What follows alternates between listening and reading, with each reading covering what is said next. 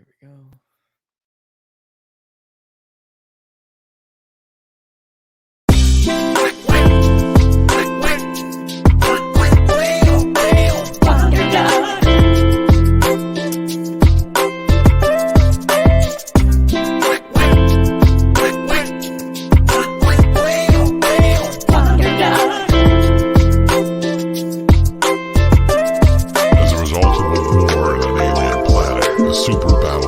Discharged into space, changing the life of one hapless duck and transforming him into a hero called Wonderduck.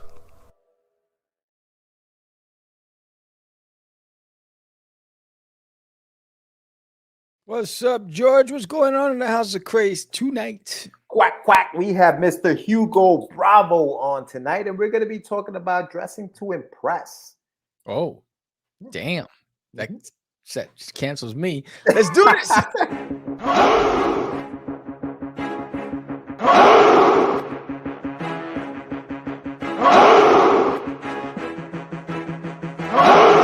We are the only show for independents all around, giving you a platform to spread your word all over town. Catch the Craze is the place to promote to your fans with the dream of Medina and Sam the Crazy Man. Subscribe to our show and never miss an episode. It's time to get your mans, listen to us on the go. Updated every week, we never miss a day. Join the squad, come on in. It's time to catch the Craze. If you are an independent, catch the Craze. Making moves on your own, catch the Craze. On your grind in the streets, catch the Craze. Join the movement, catch the Craze.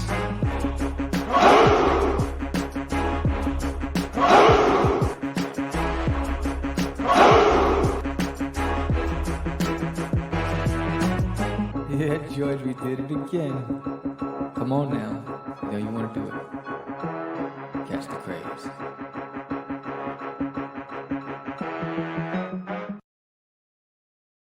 Welcome to Catch the Craze Podcast. I'm your host with the most, Sam the Crazy Man Vera, and I am with George the Dreamer Medina. What's happening, everyone? Welcome to another exciting episode of Catch the Craze. We are going. Wow. It is May 13th, Friday the 13th. Woo. And we are going to be talking to a buddy of mine. His name is Hugo Bravo. Incredible painter. He does book covers. He did one of the covers he did was a cover for and for all hip hop heads from back in like the 90s. Jerry the Damager. He did that CD cover or album cover at the time, which just sold on Sotheby's. So he's going to be talking to us about, you know, his process, his come up. He's got a book called, I forget the name of the book. It was Vision. Yes, it's called Vision Illustrated. Vision Illustrated. Yes, we're going to be talking to him about that. And, you know, get your meds. Today will be about dress to impress. And we'll explain that a little bit. But before we go into all of that, and if you are interested in, you know, conversations with independent artists and things of that nature, subscribe, hit the like button, comment, hit the bell so that you know when we will be live. In some cases, we do on Wednesday evenings. We like to go live. And on Thursday mornings, we also go live with a show. So make sure you subscribe to the channel and catch all of that fun stuff. Sammy, what's going on, brother? How you doing? How am I doing? How you doing? Yo, dude. So Texas is a trip, bro. Yeah, what's going on? They got these bugs. Yo, bug situation out there. So I have to have in my house these plugins that I have that zap in the air. It sends out like sonar. What? So when I wake up in the morning, all you see is bugs all over the counter that are dead, flying these. I'm killing everything, and I'm sorry. I'm gonna go to hell. But yo, I wake up in the morning. There's like 50 corpses all over my kitchen counters because what happens is you open up the backyard door, they fly in because we live by a lake. So all of these things, I got geckos. But the bug that I'm talking about is crazy. So you seen beetles, right? Yeah. So this looks like a giant flying beetle that's kind of like a reddish color. It's like a mix between a beetle and a ladybug. But these mother effers, I guess, on their way to die, they kamikaze and they every night that I go into the yard, I get hit. Pop, pop, pop. Flying kamikaze, bang. They hit the floor and they're on their back and they die. It's almost like they're falling to die, but they're falling and hitting me. I guess it's like to cushion the blow. I don't know what the hell. Yo, I was like this. Yo, I ran in. I was like, pop, pop. I was like, what the hell? I run inside. I look on the ground. I was like, what the hell is that? And they're flying to die, bro. What the freak, dude? Like, why are they flying at you though? I I don't don't know. understand. I've never seen anything like Yeah, that. there he is, muchachos.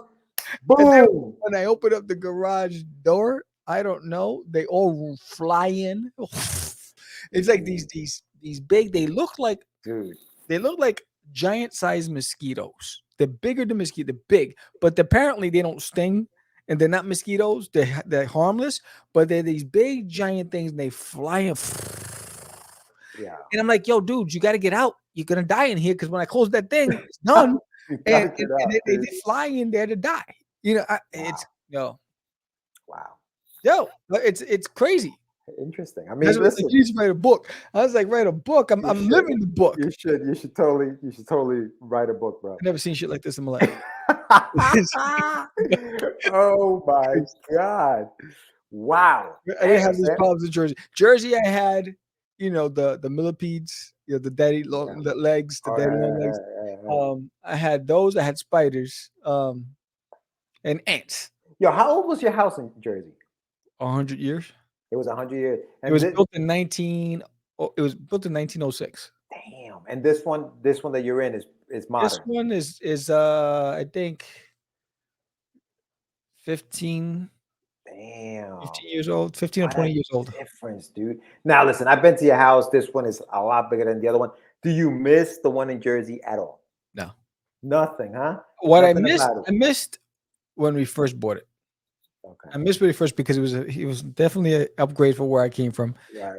It was like, oh snap, looks I like got we my own made house. it. Yeah, I you was had like, your own house. yo, You're a mommy, homeowner. wow, I'm a big kid now, right? So it was an upgrade from what because we were married and we went from apartment to apartment to apartment. Then we bought a condo from hell, and so then to have all that space, but it wasn't functional because it was built so many years ago. So all the rooms are I don't know what the heck, they were separated, right? So the kitchen. You sound like Porky Pig right now. I was like, yo. So what I liked about it, number one, we had space, and I love the neighborhood. Yeah. The neighborhood. I remember every time I would walk my dog. When I first moved in, me and my dog would go out at 5 a.m. It's pitch black outside, and we walk. I'd walk them at least a good 10 blocks and 10 blocks, and we see the same runners at that time in the morning, and we see deer and buck, and all that stuff is beautiful. And I loved Christmas there in the neighborhood. It was beautiful. That strip that I lived on was gorgeous. So that I miss. I miss the winters. The way it looked like a wonderland. Here you don't get much snow. You get ice. Here you get I don't know what's up in.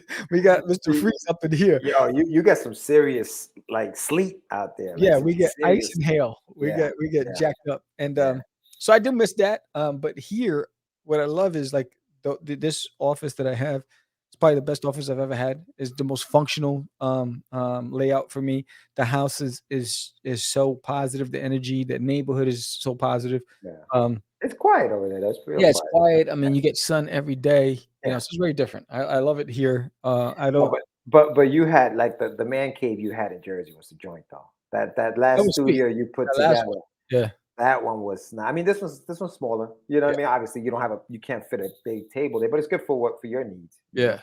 It was funny how I built my Joe Rogan-esque studio. I only have it for a couple of months. That was it. We did like one live show, 2 live shows from it, and that was it. It was it. That was crazy. It happened like that, bro. It happened like that. Like the move was like that, dude. Yeah, and if it wasn't for COVID, who knows what would have happened? It was because of the lockdown, because I lost my job, she lost a job, and we had to make a radical decision. And I was like, you know what? If we stay here, we're going to be bankrupt because the house was so old. It required a lot of upkeep, and it was bleeding me dry. So all my savings was going, and so I was like, "Yo, we just gotta money pit. Let's capitalize now because we can get a house out here, and we can sell our house and make a profit if we do it the right way." And that's exactly what happened. You did, you did, man. Rational decisions, man. Speaking of rational decisions, Sam. Rational. So next week, is it next week? Is it? You're gonna be somewhere. No, 2 weeks. 2 weeks from, actually, no, a week from Wednesday. No, a week from Tuesday. Let's Yeah, just say away from Tuesday. Yeah. you will be at a big show. Now, listen, Um, Licensing Expo 2022. This isn't like any other no. convention that happens every year, you know, where you go and sell your comics and you have a good time with some people, fans, blah, blah, blah. This is the corporate joint. This is the mother of all, you know, business deals. If you want to get discovered, if you want to do stuff like that, I think this is one of those shows where you say, I gotta throw my hat in that ring. And you're throwing it. So what's up? I'm You ready? telling You ready? I will be. You know, by that time I get there, I have no choice. Yeah, it's Mm, just big grinding. Yeah, it's a you know, so for anybody out there who they're like, oh, you know, that sounds like fun. Look, dude, here's the real thing. You gotta save your pennies. yeah, It's a big cost, it's a big expense, huge expense. Um, and it's like school tuition. I mean, it's like, you yeah, know, it's no, no. big This expense. is this is big boy stuff. Yes, and this isn't you're not selling, you're not gonna make money there. What you're Right, hoping to do is to make the right connections to be right. Some able to deals. enter, Right. the conversation. You wanna Yeah, you wanna get your product into the boardrooms, yeah, where the decision makers will decide its future. That's what this is about. This is about pitching, it's about, you know, the costs around it, it's tremendous. But the work that you was required to be ready for something like this is very different than a Comic Con. You're yeah. talking, yeah, you're talking about, if you're buying a booth, it's 10 feet by 10 feet that you have to have You have to everything fill it. fully, customized. Yeah, and that's actually why the topic that we're going to be talking about in a little bit, talk about dressing to impress, it has to do with this. But these are two different worlds now because you're used to doing it one way. You got to do it different, and the setup, and obviously all the buildup and what you have to do, the printing, because you still have to print product, but not for sale, right? So that's a Right. little different You're here. putting product that you're gonna give away.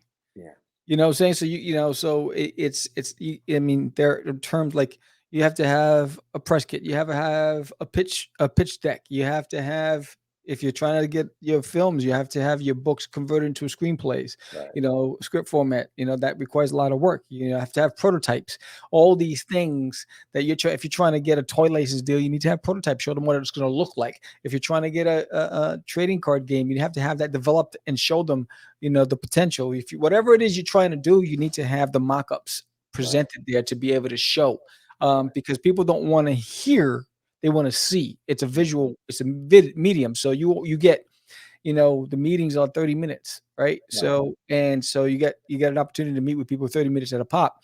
You Mm. got that time, to really nail it. And the butterflies got to go. And it's don't be yourself. You got to be beyond yourself. Right. Right. Because there's a lot of cats out there, that if you're being yourself, you're not don't go to expo. You really Right. have to be an alternate personality to be able to. You have to be engaging. You have to be likable. And you have to be hyper. You Yeah. got to really believe it, because these guys, they have the checkbooks to millions of dollars, and they're gonna say, "Why am I gonna invest it in you? Right. Who the Yeah. hell are you? Who Yeah. the hell is this?" Right? So I think that's the biggest thing, and that can create shell shock. That can really shut you down. Yeah. So um, I to tell you right now, just leading up to it, I got my stomach. I feel like I'm gonna throw up every day leading up to it, because it's so important. This is Yeah. such a huge I know. investment, so important. Uh, Um, but it's, if you want to stay as a comic creator, this is not for you. If you're looking to become a multimedia developer, something that's, you take your brand like Charles Schultz and go out there, then you need to go and put yourself in the faces of the agents, the acquisitions teams, the people that are going to make the decisions. And my purpose is really to find representation. yeah. No, no, for sure. I mean that's what it's all about, man.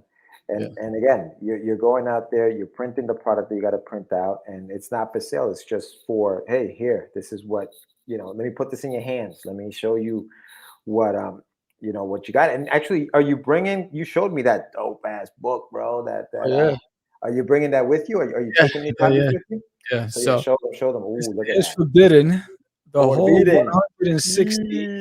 That's a big boy. 160 pages. This is fantastic. Even boom, look at that. Forbidden, the Cursed Reborn. This is the back cover, and this is the black and white edition. Yeah. And but I mean, look how beautiful the black and white pages look. Yeah. But that gives anybody who's interested in the product, you know, a good. Obviously, you have the whole book there. This is it. I have the whole book, so you know, I'm taking about 25 of these with me, hoping to get it in. And so anybody who's like, you know, do you have the products? I can take it and read it. Boom, yes, here it is. You know, so not only will I have the book, I'll also have a first draft screenplay. I'll also have my pitch deck. You know, everything. I'll be ready for every session. So that's the biggest thing. It's you know, it requires a lot of time, a lot of investment. Yeah, no, and listen, we're going to talk a little bit more about it during Get Your Meds, but I also wanted to. You have Duty's coming back for part 2, so let's talk a little bit about Darius. Bam. Oh, so, you know, since you asked about Duty, really? Where is it? Hit him up. Hold on, I'll give you Duty. Toma.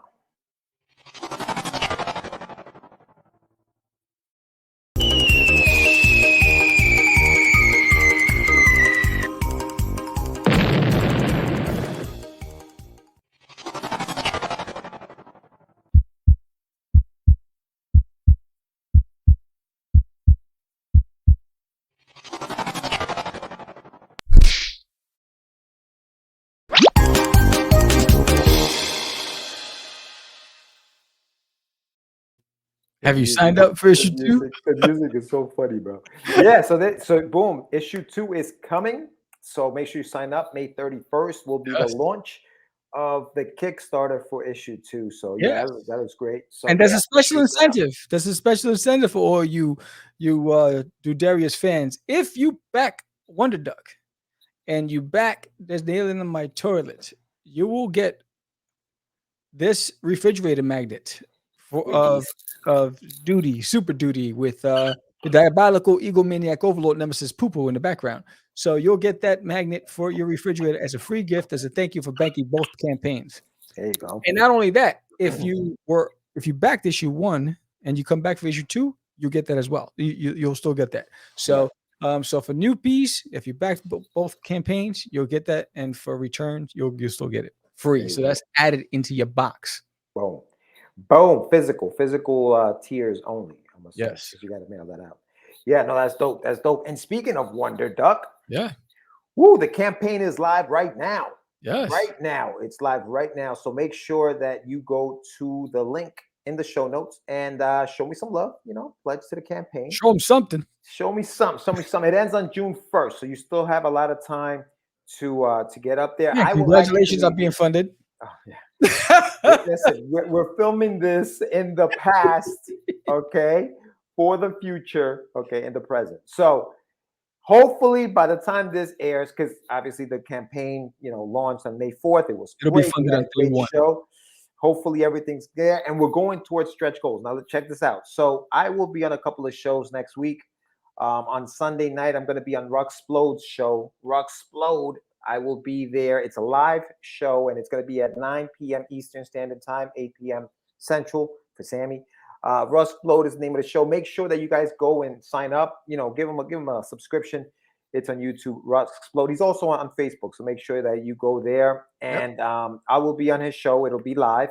And then on Monday, I will be on Raging 2 with the girls, Nita Lanning and Daphne Lage. So I will be on their show, and that's at 11 o'clock in the morning.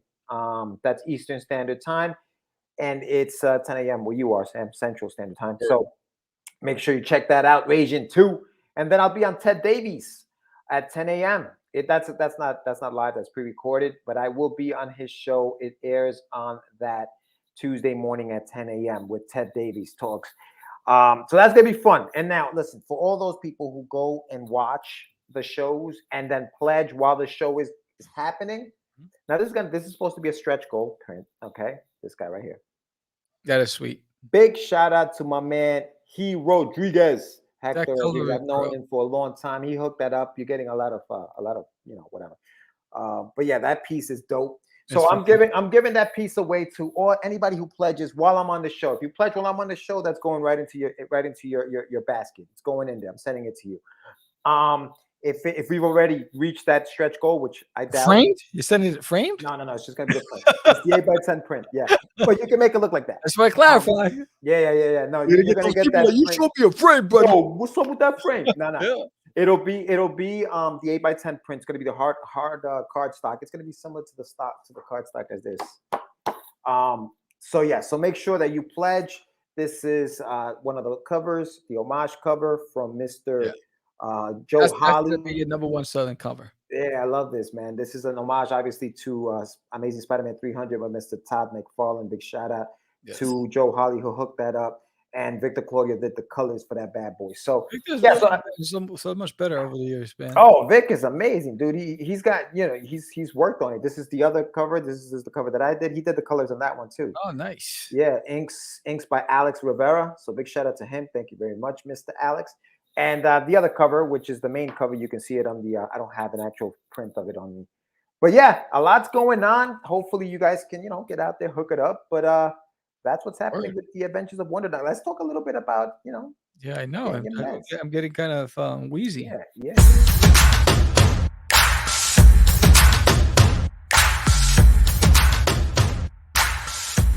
It's time for your medicine. Dress to impress. How do you stand out at a show? Yeah. So, Sam, you're going to a big show. This is like the gala.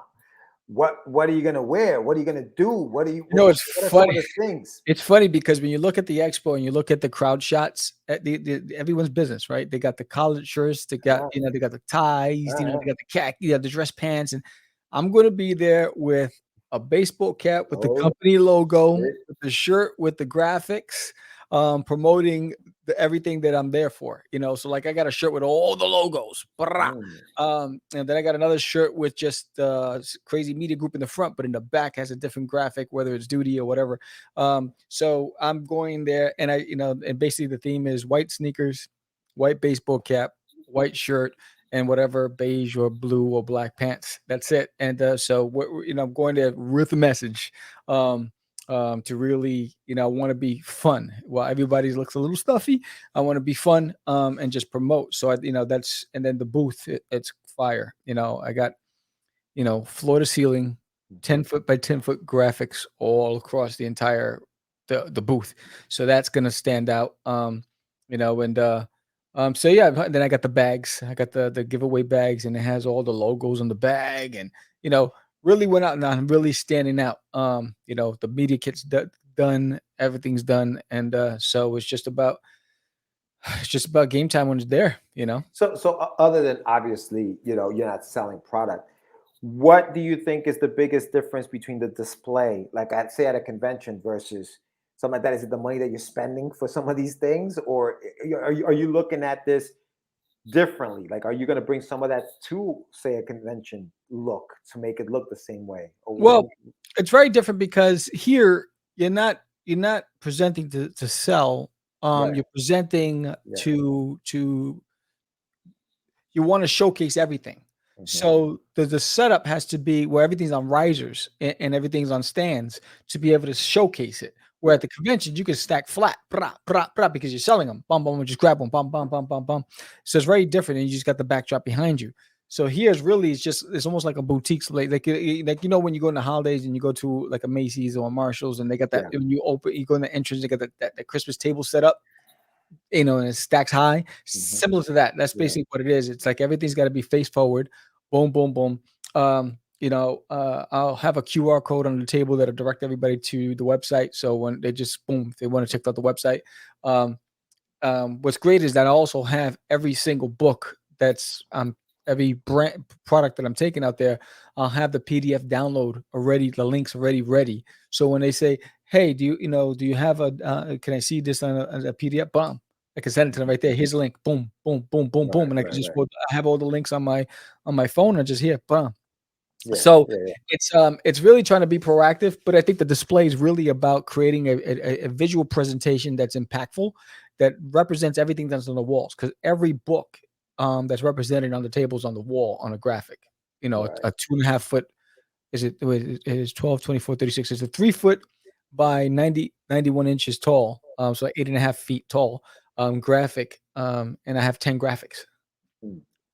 Yeah. So every single thing's gonna be represented there. So the biggest thing is to make sure that what they see on the wall, they see on the table, and then everything is also in the media kits. Boom. Yeah. So they want information. What ages are here's a press kit. It has everything, demographic, age groups, blah blah blah. Yeah. Yeah, it's a different animal. It's a different animal. Very And different. and listen, and I think that, you know, it's funny because the way you describe it, it's something that maybe at a convention I have yet to see that from an indie. Mhm. Usually the big setups like what you're talking about are from Marvel, DC Marvel. Image. They'll because they have the space, they have more of the space. Yeah. We usually at a convention, you'll get a 6 foot table. If you Yeah. want to pay for a booth, you can. But even those 8 by 10 booths, for some reason, seem a little smaller at conventions than they do at a show like this. And I think it's Yeah. because of the high ceilings and how much room you have around you as well. You're not just crammed into that space. So I wonder if some of that display or some of the things that you're thinking you can incorporate into, say, a convention and stand out there so that you Yeah, the look great thing different, is that I'll you have know? those backdrops, and I could take those backdrops with me, and I could take 3 Right, at a time because, right, if I have an 8-foot table, I can have 3 of those, right. graphics, Yeah. but, I think if you're at a Comic Con, if you wanna stand out, you need to be standing Oh, big time. because your peers are all sitting down. So Big you need time. to be standing, and I think the best place to be standing is in the aisle in front of your table. Hmm. And because you wanna engage them as they come around and then have something to hand out, whether Yeah. it's a bookmark, whether it's a postcard, have something that's like, "Hey, boom, check out my book when you get a chance. Boom, hit there's a QR code, Bob, Yeah. hit my website, blah, blah, blah." And try to make it as easy and seamless as possible for the experience because everybody has a watch on and they got things they wanna get done an event, and if you were not on their list and they're stopping out of courtesy, you wanna be able to capture that moment, Yeah. make it impactful. And again, I said it earlier before, um, try not to if because there's a lot of awkward creators, Well, independent creators who are very awkward, socially awkward. Don't be yourself. Come out the box, be extra, have fun, try to have fun, try to smile, put that damn I was about to F, put the Sam sandwich down, right? Wipe your mouth, stand up, have fun, do your commissions at home. It's like go out there and engage them, and be different from everybody else because you're gonna see the ones that are making the noise, the ones that are laughing, having fun, talking to the people, working it. Um, I'm not gonna give everything away because there's some things I wanna test, yeah. at, the fan expo, Yeah. but, you wanna yo, I saw something, it was interesting. Rob Liefeld just posted on Facebook. He said he was at an event and it was a dud, and, he can't keep doing these dud events, Mhm. and I'm like, "He's Rob Liefeld, how can it be a dud for him?" Right? And Yeah. is it a point where you just expect the crowd to come to you? Or, you know what I'm saying? Because there's a point where you meet a status and you're like, I'm Brian Blyfield. But I think what happens is, today, I don't think there's a nostalgia behind the creator unless it's an animation creator. It's somebody behind a series on TV or it's a gaming developer. It's hard because I don't see that many rock star creators anymore. Big shout out to Rob Liefeld and all the guys, obviously at Image. But sometimes you gotta just keep it real, right? Like, as good as Rob was and as great as Rob was at that time, right? I don't know that he has the same impact today with comic book readers. You know of Rob Liefeld, I know of Rob Right. It's Liefeld about because relevance. we grew up in the 90s, right? But today, Todd McFarlane has stayed relevant because he's got his YouTube video, he's got Spawn, he's got the toys. So everybody knows Todd Father, right? Because Todd is a rebel. But Todd is he's like Motley Crue. No, no, yeah, definitely. But you also have Jim Lee. Jim Lee's not a rebel, but Jim Lee has worked for DC for a very long time. His covers are iconic. His artwork is incredible. He's been relevant. He stayed he stays doing what he does. He'll do a cover, and people will love that cover. So whereas Rob, and I don't know, I don't follow him on Instagram. Maybe you do know more because I didn't even know that he was at a show on Facebook. So I don't follow him like that. But I think that sometimes even and look, it just goes to show you, right? Even a name like that can't just rest on his laurels and think everybody's going to come to him. No, So I I think think I that think that's a the lot of it has to do with the fact that, Todd is running a business. Jim Lee is a top executive responsible for the success of Batman and leading the helm at DC. And so they've been in there where Rob's been doing a lot of freelance. Right. You know what I'm saying? So he where I think what he should have done, if it was my opinion, would have been I would have done what Todd did. I would have focused on a brand, whether it was Youngblood, whether it was Profit. Right. I would have picked Sure. a property and just made that my focus throughout the years. I think he's just been doing a Right. lot of freelance stuff. So when Yeah. What has I don't even know what has he been doing? he's done some one shots here and there and some cover work and all that other stuff and short runs, but a lot of it is just banking on Deadpool and all that other stuff. And I think if I was him, I would have continued with the book Right. and stayed relevant because people are finicky, out of sight, out of mind, and Yeah. the nostalgia's not going to be there again. Nah, yo. What What have you? They've been saying this for a long. What have you done for me lately? Like Yeah. that's what it is. Yeah. It doesn't stop. That doesn't change. No, You I think know? he started a podcast. I don't even know if he continued with it. Oh, really? So I think everyone thinks a podcast is easy, and it's not, and it takes a lot of time. So I got to follow up. I don't know if he continued. But same thing happened with Jeff Smith and Bone. Where he stood behind the series. I think the problem with that is that you see statistically. You showed me that video about how the kids books, kids properties are outperforming standard comics. I don't see it. I see kids animation, popping off. I'm not seeing it in publication, at least not in comics. I think Well, no, I think they were talking about because floppies are dying slowly. I think what they were talking about was the books. Like if you go to a bookstore, Barnes and Nobles, you get Scholastic has because even a character like Miles Morales, the comic book doesn't sell as well as the Scholastic book that they print, the graphic novel that they print. Right. It's the same character. It's just the comic isn't selling. So, I think that part, again, going back to our conversation, I'll end it on this because, we're running a little over, but I think that you use technology. I'll just say that QR codes, Venmo, PayPal, Cash App, use those things. Use them because people will come to the table. Yeah, people will come to the table and say, I don't have any cash because people don't like to carry cash at some of these places. They have a card and they'll just charge everything. So, or they obviously they have a bank account. So make sure that you use technology to help you out in those situations. Yes. Yeah. Yes. I see our guest is in the radio room. Yeah. But I will give you this one tip, youngins out there. Youngins. It all depends on what app you have, right? So whatever category you create, like for instance, if you have 6 different titles on your table that you're selling, each one of them should have its own QR code that direct them to be able to use their Cash App right there. Boom, scan it, and they can pay automatically without having to go through all the rigmarole. So when you create, like say for instance, like Forbidden issue number 1, $5, blah blah. The app that you're using allows you to create a QR code for that, so they can just scan that and pay those $5. And then I would have a sheet with like, if you have bundles, if you want this bundle, boom, scan that, and it makes it easy for them. You want to try to find ways to make it easy for the consumer, so that way they can just get it and go, because they don't want to stand there and be your best friend. They just want to get the comic and keep it moving and go see who they came here to see. No, but you know what? If you're a good salesman, they will become your best friend. Like if you're, if you're engaged in them, we had situations where people just loved chatting with us the whole time because we were just engaging in them. You know what I mean? Because you can't look at them as just people who are going to buy stuff. I think you have to create something when you're out there. That's the whole point of being live with people. You know what I mean?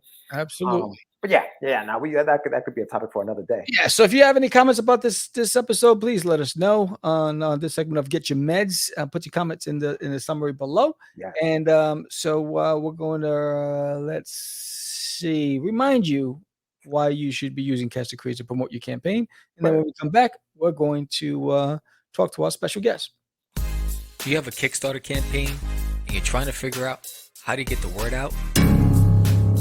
You look online and you see the competition is fierce. Comic-Cons are slowly coming back, but in the meantime, how do you spread the word? You worked for hours creating your campaign. you post on as many social media sites as possible, trying to get the word out to no avail. Well, look no further. Why not sponsor an episode of Catch the Craze Podcast, the fastest growing indie podcast in the market today? That 30-second promo can get you an extra 2 to 3 backers or more. Who knows? Let's go. Hit the link below and get one step closer to a successful campaign. Hello, Mr. Bravo. Welcome to Catch the Craze. Hugo. Hey guys, What's so happy up, to bro? be here. We finally hooked up. This is exciting. Yeah, brother. Welcome. Listen, welcome to Catch the Craze. Thank you so much for coming on, man. I haven't seen you in years, bro, but I'm glad you're okay. I'm glad you're doing well. Yeah, man. Holding it down, playing it safe. You know, it's been a blessing not to have to share any horror stories. So No, I it's hear all you. good. I hear you, dude. I hear you. That's Sam. I know you probably never met Sam, but that's Sam Vera, Hugo Bravo here on the show. So Hugo, let's just start real quick by just telling the audience, just a brief, I don't want to say history because I don't want to keep you here for 30 minutes telling us your history, but tell us a little bit about yourself and just introduce yourself to the crowd. Yeah, hi. So my name is Hugo Bravo, and I'm a fantasy illustrator. My strengths are with oil painting, traditionally, also with a pencil. My art focuses more on the human figure as opposed to like landscapes or objects or creatures. And I've been drawing and painting all my life, as most artists have. But I also have 2 other brothers and a sister. And my 2 brothers are also artistically inclined as well as me. And coincidentally, we're all just 1 year behind each other. And at one point, we were all going to school at the same time at FIT. Nice. So wow. people were tripping on how there was like 3 brothers who were like all artists. Yeah. So that was quite an interesting experience. So very passionate about my art. I try to like do what I can on the side of basically having the 9 to 5, and having had a chance through Comic-Cons to network with guys like yourselves is definitely, very how would I say, inspiring and motivational. Because as other artists are, generating and producing their own, projects and properties, it inspires oneself to be like, oh, what can I bring to the table and stuff like that. So it's definitely been a good source for that. So it's kind of like pretty much it, a lot of stuff in between. But where did you grow up, Hugo? Where you're from New York? Well, I was born in Colombia. Oh, okay. And my parents brought us here when we were very little. So we did all our schooling here, always in New York. So basically, I tell people, I'm more American than Colombian. Yeah. But she did raise us bilingual, so I can read and write Spanish, speak Spanish. So thank God for that. Yes. And whatchamacallit. But yeah, here in New York, home base, the whole time. Yeah. FIT, man, that's a trip. So I'm talk to us a little bit about the process. Yeah, listen, you're an immigrant kid from Colombia, right? And you're an artist. You have these aspiring dreams. Tell us about that just getting into FIT, for example, because a lot of kids think, hey man, I'm not from here. Sometimes, hey, listen, the paper situation, being right. All right. Well, like I got good content for that. The answer to that question. Yeah. So after high school, I did 4 years in the Marine Corps. So I did the military thing, and then when I got out, I was telling my younger brother, hey, I want to pursue the arts. I'm thinking maybe SVA, one of the high-end schools in that way. And he was currently at FIT. And he said, dude, come over here. It's a state school. It's a lot cheaper, and it's just as good. So I didn't bother to research to kind of like contradict all he was saying. I simply said, all right, bet. Let me head over there. Yeah. So when I met with the counselors over there, now to your point about the paperwork, they said to me, are you ready for this? I did the portfolio presentation and all of that. But when it came to the finances, the lady's like, so, how do you plan on paying? And I'm like, I don't know. What do you, well, I don't know. And she goes, well, you knew you were coming here, right? I go, yeah. And then, I was in the military where they give you room and board, the food, the uniform. You don't have to buy clothes. Right. So as a young kid from 18 to 22, I was just like spending. Oh. I didn't think of saving anything. So check this out. So that's when she said, hey, you know what? Don't worry. We're going to fill out this form right here. And I said, okay, so what's that about? She goes, this is called drastic change of income. Oh. So I went from having all this money in the service to having nothing. But she goes, there's a form for that. Let's fill it out. So that's when I learned about stuff like Pell Grant, and I think it's called TAP or TPA, and all these other like little money that you can get, from the government or even the state and stuff like that here and there. Dude, my mom lived out in Long Island, and to close out the topic of getting in, due to these like financial resources, I was able to get tuition paid and live at the dorms and eat at the cafeteria. Nice. Wow. So I was just like, yo, why isn't everyone lining up to come in here? I realized that the money you have, the more they give you. So, I'm like, damn, this is great. Yeah. So whether it was a blessing or whatever, but I was able to did 4 years there. Yeah. Wow. But you know what? You took advantage of that, and you did great. You did well by it. I mean, today, and I know this because I know you. You work in I'm not gonna say the industry, but you do your artwork as your source of income, right? Like you work at a place where you design things, right? Let me just clear this part out. Like I did 4 years at FIT. I majored in illustration, so painting, drawing, and stuff like that. This was 88 to 92. So graphics was just kind of coming onto the scene in the sense of like a schooling scenario, because the Mac and all of that just had its premiere several years ago. Prior to that, and Photoshop was just coming into play and stuff. So by the time I got out, the graphics curriculum and program was just beginning to show itself. Yeah. So I got out of college, and unless you're working for Disney, there's really no jobs where you're painting and drawing all day. True. So I noticed that the computer was the it thing. So with friends who started buying their little square iMacs, if you remember, Apple II and that kind of thing, I began simply asking, so what happens if you click here? How do you do this and how do you do that? And self-taught the graphics part to the point where I developed enough confidence to get my own computer and then really dive in to trial and error. And I mean, YouTube wasn't even a thing back then. So I couldn't go to YouTube and stuff like that. So with that curious mind, with the help of friends and stuff like that, I've been able to develop that skill where my 9 to 5 today is doing graphics work within the children's apparel industry, doing what they call licensed apparel in the swimwear. So for like little boys, I'll put Batman, Superman on a shirt, and on a swim trunk, and that's pretty much the 9 to 5. Yeah. But on the side, I got my hustle with my art, and it's all traditional. I don't do any digital work when it comes to my art.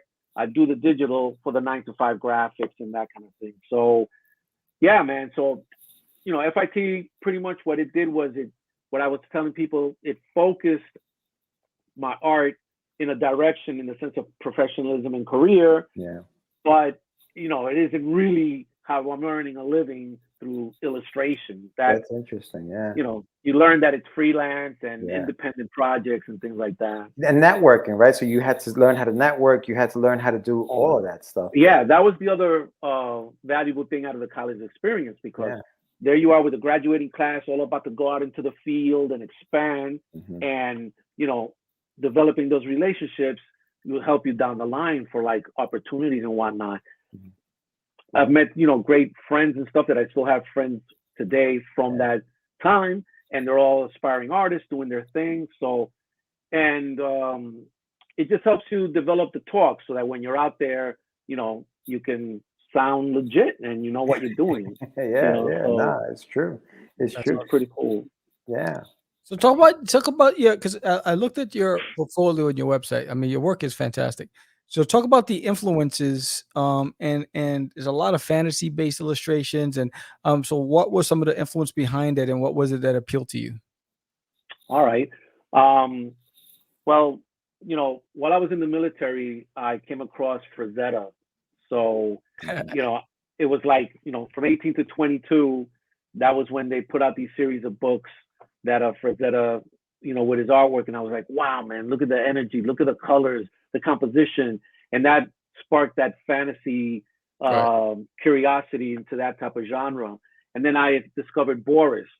So Boris and Frazetta, two strong pillars of inspiration. But then through college and art history, man, that's when it really got good because of like Michelangelo, Caravaggio, Leonardo, the Ninja Turtles. You know what I mean? So that kind of like made me realize, yo, man, it's not just modern guys. This stuff goes back. And it was that style of art, the Renaissance, that really got me, as opposed to like the Roman and all these other type of Byzantine, whatever periods. The Renaissance really got me because it was I guess you could say, the glorification of the human figure. They were all painting the human figure, and then seeing how they were achieving these things without any photo reference and whatnot. I was like blown away. Right. So, that inspired more and more the curiosity. And to this day, I just totally enjoy the challenges of like painting a figure or even a portrait, more so than even like a dragon or like a landscape. Like somehow that, and I'm very, proportional, very realistic, just like those guys, I'm not caricature. I don't distort the figure. So, I gravitate to that. So the inspirations were that. And, and film and comics and all of that, pulling from different areas, the inspiration. Yeah, no, Hugo, and for those who are watching, this is Catch the Craze. We're talking to Hugo Bravo, incredible artist. I know that you have a lot of pieces, and you do, like you were saying, you do a lot of realistic artwork. And listen, we're gonna have to have you like on a live show because I want to show some of those videos that you have. Because he's got this one video. He's got this one video of Johnny Depp as Captain Jack Sparrow, and it's sped up so you can see, but the amount of detail that was, I think it was a commission, but the amount of detail you throw into your figures. How long does it take you to do a piece? Because I know you paint. So like if you're commissioned, if somebody said, hey man, I want to get one of those Hugo Bravo pieces, how long does something like that take you to do? I guess, taking into account life and all the stuff you deal with, 9 to 5, et cetera, the weekends and whatnot. If I was to just sit in a cave and just crank it out, I could say, with the research, the photo reference, and the drawing and the this and that, I probably could deliver like within like a 30-day period, Yeah. Wow. But it's not because I paint in oils and I gotta wait for stuff to dry. I paint very thin and I use medium, so it's pretty much dry to the touch the following day, But some of the time consistency comes from the challenges I like giving myself with trying to achieve certain textures, certain surfaces like metal on armor or hair on hair, actual hair, or does this thing look like glass? So I would do a lot of research to see, how other guys do it. Because nowadays, since we're out of school, we don't have a teacher challenging us with projects. So we have to challenge ourselves so that we can grow, because if you're doing the same thing all the time, I mean, that's all you'll be, is that one thing. But I like challenging myself with each new piece, try to put something in there that I haven't done before and be like, man, so how am I going to make this thing look real and develop and explore and experiment. So, that contributes to like the lengthiness of time. But if it was just a straight up portrait, I mean, give it to me on a Monday, I'll give it to you by Sunday, like. Wow, that's really cool. But the Jack Sparrow, now that you mentioned it, really challenged me on the rendering of hair. Because prior to the Jack Sparrow piece, if you look at a lot of my artwork, you'll see that the hair, the figures, first of all, aren't as big as the Jack Sparrow, the face, but the hair and all these other figures are more like blocks of color. You don't see the actual follicle and the texture and all of that. But because this portrait of Jack Sparrow was just the face cropped about here, and it's just face, I knew that besides the likeness, that hair was going to play a big part of being able to say, wow, it looks great. So he had the challenge because that guy has dreads He's got braided hair, and he's got loose hair. Oh, So I was just like, wow. And I feel really proud of that piece because that was my, school of hard knocks for hair.